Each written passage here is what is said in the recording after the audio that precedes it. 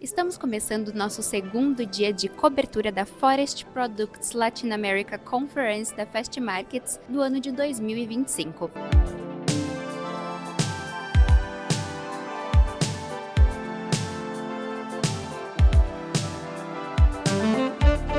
Ontem tivemos discussões sobre o mercado de carbono e por hoje passarão aqui os principais CEOs das empresas de celulose e papel. Acompanhe esse bate-papo com a gente.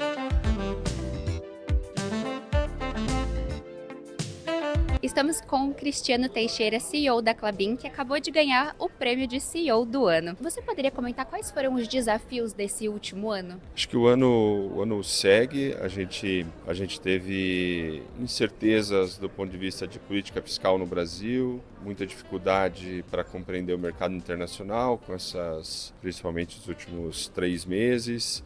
Acho que segue bastante, taxa de juro trazendo dificuldade para o setor precisa rentabilizar capital de forma no longo prazo e essa visão de taxa de juros tem trazido problemas, mas focando no ano, um ano difícil, mas acho que a gente tem desempenhado bem, principalmente na área de embalagens aqui no Brasil. O Brasil tem sido um foco importante nosso, principalmente nos container boards e na caixa de papelão do lado. A gente tem crescido com ganho de market share no momento que o mercado vem reduzindo, inclusive, né, em algumas regiões. A gente segue com muita crença nessa diversificação nas embalagens do Brasil e nas alternativas de exportação que nós temos na mão. Esse posicionamento sobre as oportunidades de crescimento no setor de papelão ondulado para a Klabin. Obrigado pela pergunta. Esse está sendo um ano especial para a gente. A gente já vinha trabalhando essa base de clientes no final do ano passado. A gente vem conseguindo ganhar market share esse ano e com parceiros de altíssima credibilidade no mercado. A gente está muito empolgado, é uma confirmação de uma estratégia que vem aí praticamente os últimos 8 anos de consolidação e principalmente criar valor nesse setor, né? Então esse ano foi importante para a Klabin e o papelão do lado está na nossa base desde a década de 50 e será certamente o nosso futuro, né? Estamos com o Beto Abreu, CEO da Suzano. Vocês tiveram agora esse início do processo da Joint Venture com a Kimberly-Clark. Como está sendo esse início do processo para vocês? Olha, esse início, ele na verdade considera pós-signing até o closing, né? São alguns meses onde você precisa esperar que as autoridades anticompetitivas aprovem isso no mundo todo, então é um processo ainda muito mais burocrático. Nós chamamos de clean team, são pessoas 100% dedicadas, já começam a trabalhar juntas, principalmente no que a gente chama de carve-out, onde você precisa, através de questões de sistema, tributários, etc., separar as operações da matriz da Kimberly-Clark. E identificar também e confirmar elementos de geração de valor, né? Então, esse é um trabalho de 9, 10 meses que está se iniciando. Até o início da operação, a gente ainda tem aí um longo caminho pela frente. E quanto à ampliação de capacidade de Eucafluff da produção aqui no Brasil? Está em andamento. A fábrica fica pronta agora no mês de novembro de 25, por alguns meses aí. Nós vamos ter uma ampliação importante da nossa capacidade aqui no Brasil. Nossa expectativa é que a gente consiga agora ter uma presença mais relevante nesse mercado, que é um mercado global, através do Eucafluff, que tem se mostrado em absolutamente todos os testes que temos feito com nossos clientes, né, para uma demanda maior, porque já é um produto que nós comercializamos no mercado. Nós comercializamos hoje em torno de 80 mil toneladas de Eucafluff, enfim, com muito sucesso. Então, na verdade, o projeto agora amplia bastante, a gente multiplica por 4 a nossa capacidade e a nossa expectativa é a melhor possível. Também é um setor que, como vocês podem observar, nós estamos crescendo organicamente.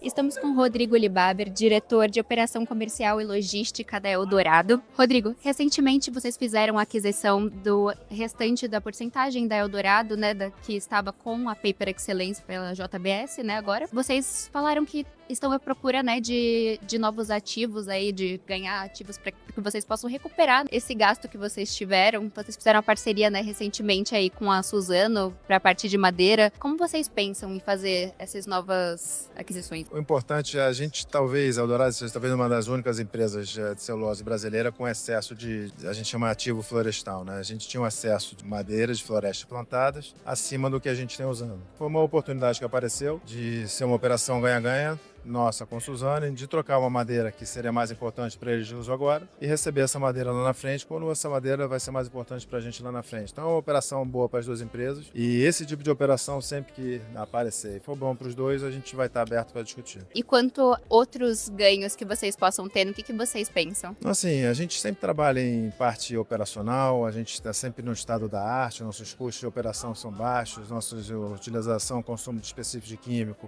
de madeira, nossa operação é muito na mão. A gente vai estar sempre avaliando, né, essa questão de madeira, mas é muito operação, a operação é muito na mão nossa. Então, assim, agora nosso objetivo é desalavancar a empresa. A gente está com essa dívida grande em função dessa aquisição do controlador e a gente vai fazer isso gradativo e da melhor forma possível. E para o futuro, o que vocês pensam sobre a opção de ter uma segunda linha da Eldorado?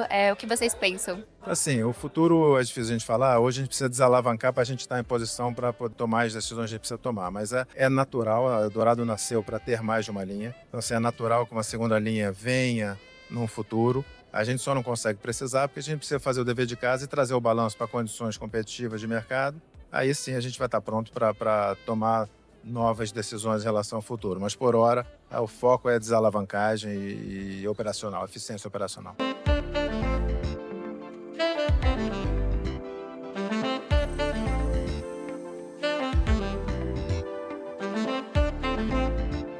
Estamos com Guilherme Viesi, CCO da CMPC. Nós gostaríamos de saber um pouquinho sobre as perspectivas para a CMPC aqui no Brasil. O projeto que vocês já têm, né? Você comentou ali na sua apresentação que ainda não foi aprovado, mas o que vocês têm de expectativa por enquanto? Bom, a CMPC continua completamente comprometida com esse projeto. É o maior investimento externo da história da CMPC, então é um projeto de um porte enorme, que leva um tempo para ser aprovado, tem muita coisa para se fazer antes. Estamos em pleno processo de licenças, certo? Aplicando para as licenças ambientais e tudo mais. Temos algumas já aprovadas, outras em processo. Mais de 50% da floresta que a gente precisa para começar a produzir até 2029, quando seria, em teoria, o startup do projeto, nós teríamos mais do que o suficiente de florestas para começar o projeto. Então, a gente está seguindo aí todos os passos que precisamos seguir para a aprovação de um projeto desse porte dentro da CMPC e a expectativa é que no final deste ano estejamos prontos para trazer para o board no início do ano que vem para aprovação e imediata início da construção para um startup em 2029. Estamos com Rafael Gibini, CEO da Melhoramentos. Você poderia comentar um pouco para a gente sobre o futuro do setor de embalagens aqui no Brasil? Qual é a sua visão? Acho que é um futuro do setor cada vez mais vai buscar soluções sustentáveis, renováveis, como é o caso das embalagens que a gente está lançando agora para o mercado Biona, onde a gente faz uso da nossa madeira, que a gente tem floresta, a nossa própria celulose e a partir disso faz embalagens para a indústria. Dentre essas inovações que vocês estão tendo na Melhoramentos, quais são as que você destacaria? Acho que o Biona é o principal. A inovação que a gente traz é que é uma embalagem que ela tem umas barreiras tecnológicas bem avançadas. A gente consegue ter barreira de temperatura, então ela pode ir de uma temperatura extrema negativa até uma temperatura muito alta, de um forno convencional, um micro-ondas, um air fryer. Ela também tem a barreira de uma resistência à gordura e umidade. Então, com isso eu consigo, de fato, atender a indústria no alimento congelado, por exemplo, para a casa do consumidor. E o mais legal dessa história é que é tudo zero plástico, sem nenhum elemento plástico envolvido. E a partir do uso do consumidor, ele pode descartar isso no lixo comum e em até 75 dias ela se decompõe.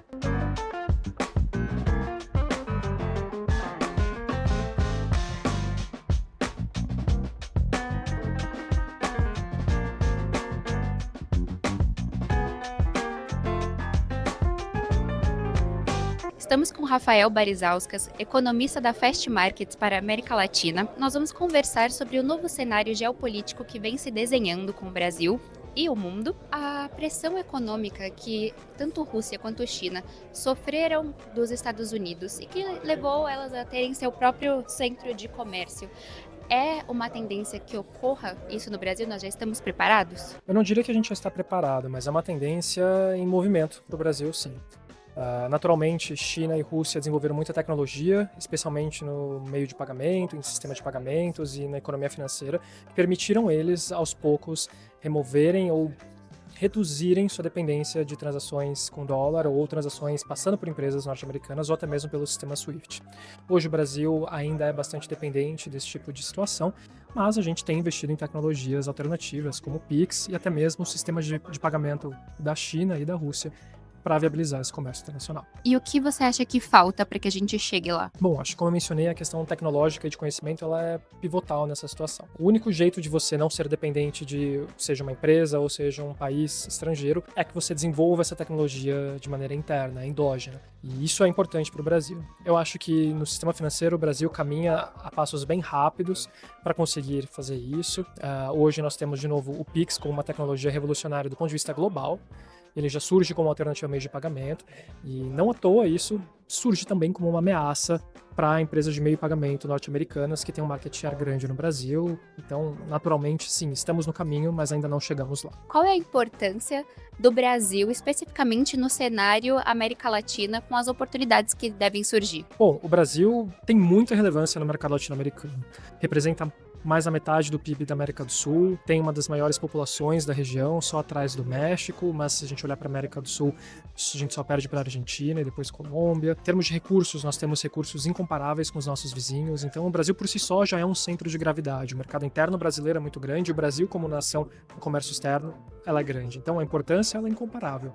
Eu diria que a gente acaba ditando tendências e não à toa a gente consegue gravitar entre BRICS, Mercosul e trazer parceiros comerciais de maneira diplomática, independente de seu alinhamento político. E em referência ao alinhamento político, né? Hoje nosso maior parceiro comercial é a China e estamos divergindo aqui de outros países da América Latina que tem os Estados Unidos ali como maior, né, parceiro com um alinhamento mais para este lado. Isso pode prejudicar a relação do Brasil no Mercosul? Acho difícil. Naturalmente, a gente, quando pensa nisso, a gente tem que fazer uma ressalva. Determinados governos vão ter determinados tipos de alinhamento, que nem sempre são os alinhamentos do bloco como um todo. Mas, de uma maneira geral, o comércio intra-Mercosul ele é bastante relevante para os países. Já foi muito mais do que ele é hoje, mas ele ainda assim é relevante. E seria disruptivo interrompê-lo de uma maneira brusca. Então, eu acho improvável que isso prejudique. Mas, naturalmente, não é tão relevante quanto já foi. E se a gente continuar caminhando para uma situação onde um alinhamento dos países membros não é convergente para o alinhamento do bloco, talvez isso se enfraqueça um pouco no médio e longo prazo.